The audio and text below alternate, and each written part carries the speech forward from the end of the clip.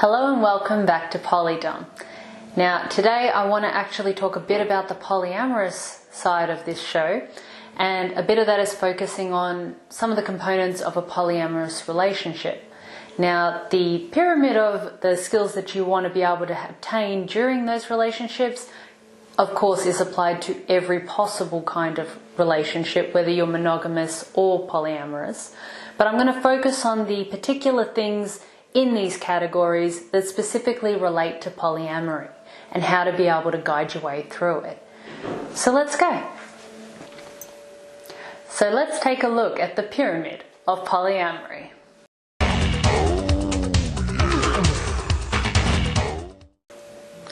At the base of the pyramid, you're going to have your biggest component, which is communication.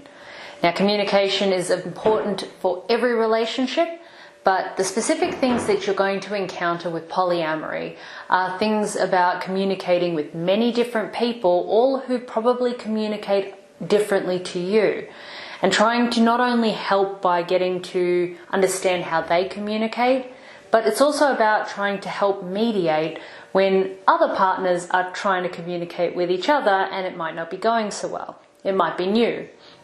So you need to figure out how to actually incorporate that to your relationship by being a very sympathetic mediator.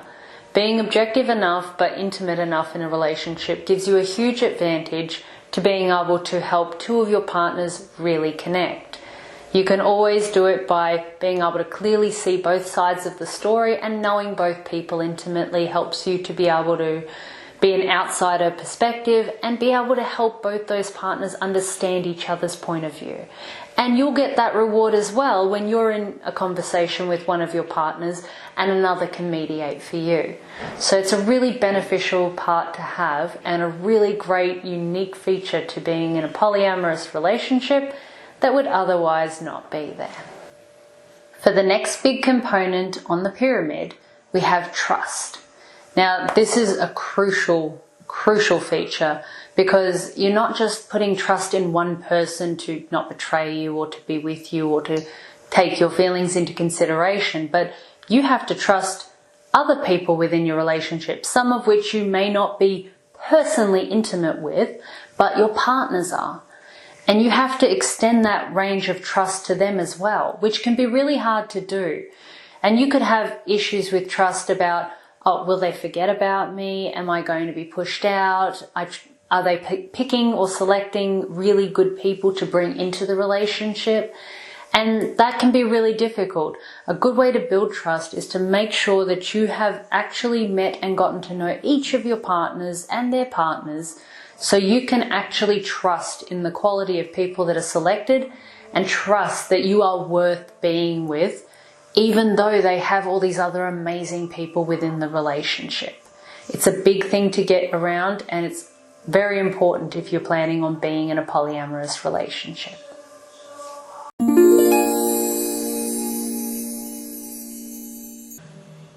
Just for an important side note, people who are thinking of getting into polyamory, it is not a position that you want to be in if you are a highly insecure person.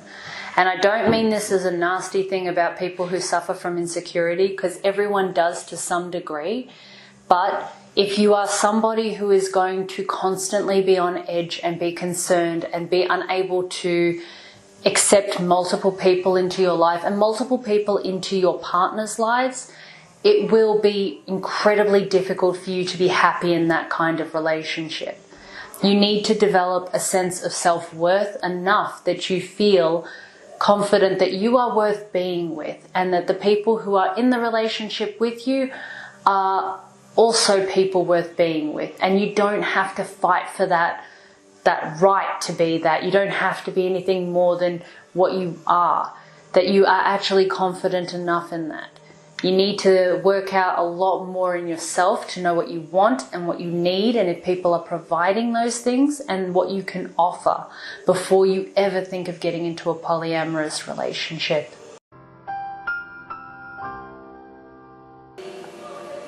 Next on the pyramid is organization. Personal favorite of mine, I like to be organized. But it is also a very important thing to polyamory.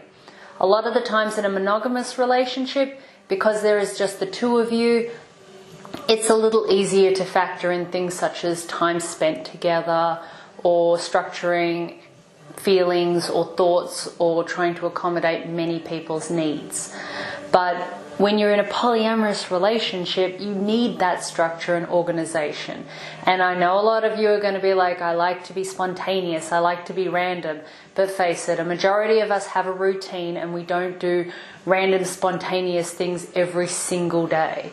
We tend to have at least a steady routine. And to care for your partners, it's a good idea to sit down with them and organize what time you can be available and what time you can dedicate to each of your partners, so you're being fair and even-handed, and that you're also getting as much time as you desire with these partners as well. This doesn't mean an even section per person, but you need to consider what people's needs and wants are.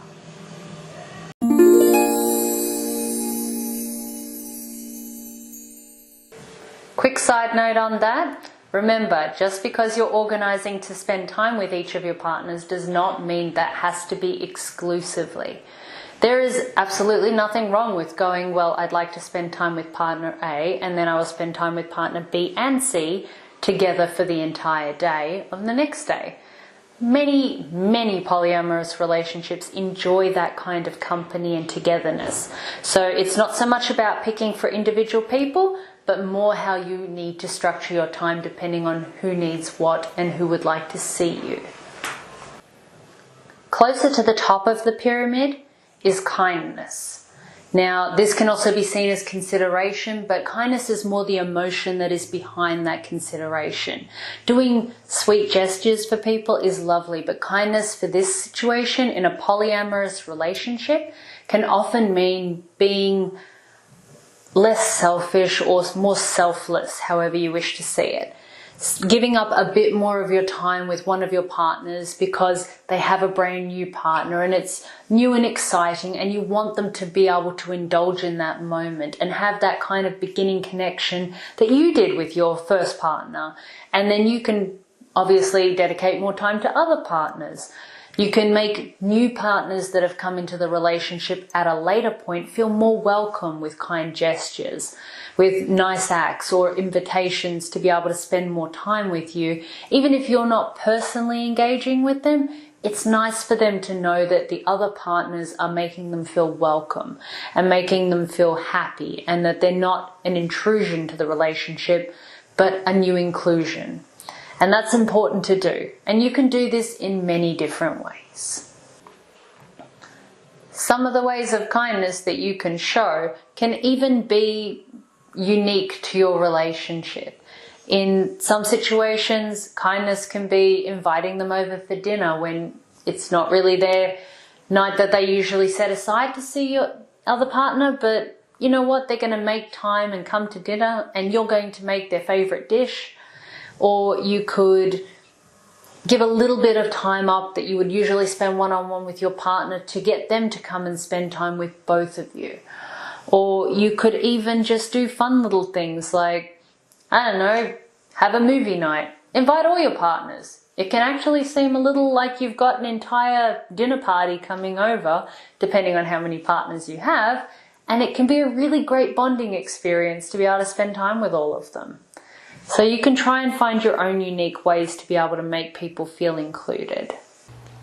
However, presents work too. Just get the right one though. Now for the top of the pyramid, a very important feature that is often overlooked is humour. Now, this doesn't mean that it's more of a joke or anything like that, but more in the sense that you're going to have a lot of really amazing in-jokes. Think of the closest friend you have and all your years of history and all the in-jokes that you have with that person, or with a sibling or with a partner in the past, and you've got a whole polyamorous relationship that has many different personalities all engaged in this in-joke. The amount of fun moments and humour that you can develop from taking, say, a miscommunication in one sense and then finding it humorous in the next moment. Keeps everything more on a happy level, on a humorous, enjoyable level, so that way people aren't bogged down in too much seriousness all the time. If people try and make it too much like a regimented type of structure with their relationship in polyamory, it becomes too much like serious and work. And you don't want that. You want there to be fun. You want there to be enjoyment and humour. Have funny jokes. Like, if you know you're going to be angry for a while and nothing anyone can do will be able to fix that for a little, get a hat. Get a hat that says angry. Wear it. That way all your partners don't have to ask you. They know you're angry. And they're going to wait for you to take the hat off. And that can become one of your funny little in-jokes for that.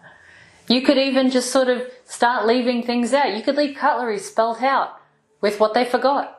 And it can be a really fun game and a really enjoyable part of the relationship that will help bring you closer together. Never forget the humour, never forget the fun. So the next time that you're going to approach your polyamorous relationship with all your loving partners there, you go in there with clear communication, facing the people that you trust, with nothing but kindness in your heart, and you say what you want to say, adding humour to it, but of course keeping to your schedule. It's very important to make sure that you include all of these things so that way you can have a really balanced, happy relationship. And hopefully that pyramid can be the guide that you need for if you're thinking of getting into a polyamorous relationship. It certainly helped my polyamorous relationship and many others that I know. And it is something that I would personally recommend that you include. Thanks for watching Polydom. Remember to like and subscribe, and I'll see you next time. Bye! You know, the hat actually looks kind of cute at you. You're actually cute when you're angry. Did you ever know that? Does anyone often tell you that? I'll come back. I'll come back later.